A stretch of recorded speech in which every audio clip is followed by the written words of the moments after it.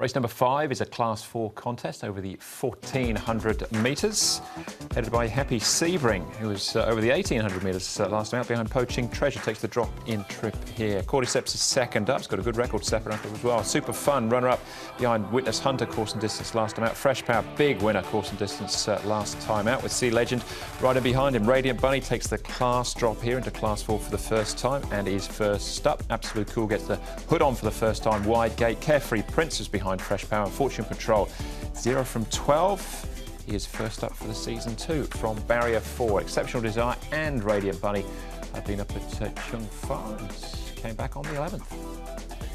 Some pacey horses in this race, Carefree Prince and Super Fun.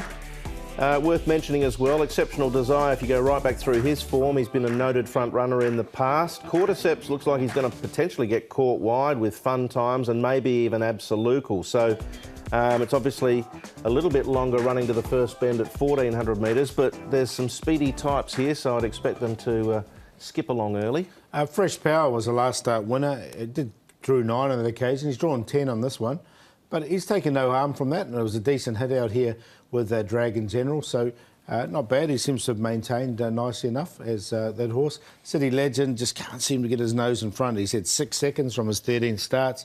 It doesn't look like an ungenuine horse at all. He's just finding one better than him, and he's moving okay here once again this morning. So he looks well placed in this. I really like Bellagio with the blinkers have gone on him for the first time. He comes out quite a strong form race as well, Bellagio, and he hit the line strongly. Now, he has missed the start a couple of times, and if those blinkers are focused him, I think he can be a lot handier. Yep, he's certainly on my radar. That is Bellagio, Douglas White, Barrier 7. First leg of the 6 up here and the jackpot of 2.5 going in. So an estimated dividend in the region of $6 million if you're a 6 up player.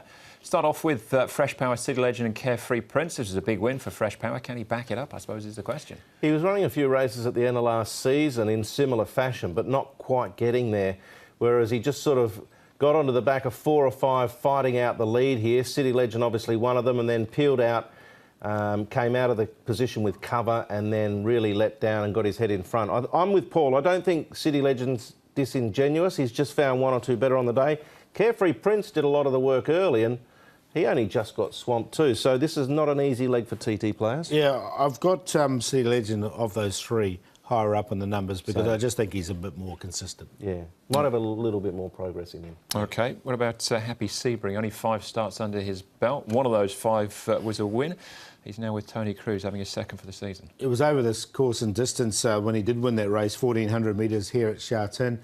This was back at Happy Valley over the longer trip, and he just sort of, it was an interesting run because he stayed on a little bit. Back to 1,400 metres, he'll strip fitter for this run. I've found a place for him on a minor line. Haven't totally given up on him yet. Yeah, I think Tony did that deliberately, actually, put him over the longer trip. I'm sure he did. Toughen him up and then bring him back to a shorter trip where he probably won't over-race as much. They'll go quicker because he pulled in that race. And he'll be difficult to beat for me in this. All right, that's Happy Sebring, Caris Teton. Radiant Bunny, we haven't seen him since April. That was his last start in Class 3. He was only beaten just over 3 lengths. He takes the class drop. Yep, the Bunny was out at the trials, as you can see here on the 16th of October. Yet to win a race. He's down into this class for the very first time. He's had a bit of work at Chung Fa. He's been up there for a little while, a lot of slow work. He's done a couple of gallops there as well. And he's had this trial going into it. He hasn't got a really good fresh-up record, but he's got the Inform Eddie Lyer board. Yeah, Eddie's had 3 winners this season, all for Dennis Yip. He is. He's flying. Dennis Yip's had 4 winners so far this campaign. Absolute Cool. He's been hit with a wide gate, makes things difficult as far as whereas he maps, but there's some ability there. There is. He's got an engine, no doubt. He's an ISG. Blood in the trachea after his first start, so a big excuse there. He ran better second up. That, of course, was the end of last season. You can just see here the way he comes through the field in this trial. There's definitely an engine there. He's another one of these horses that's just lacking a bit of race experience and race maturity.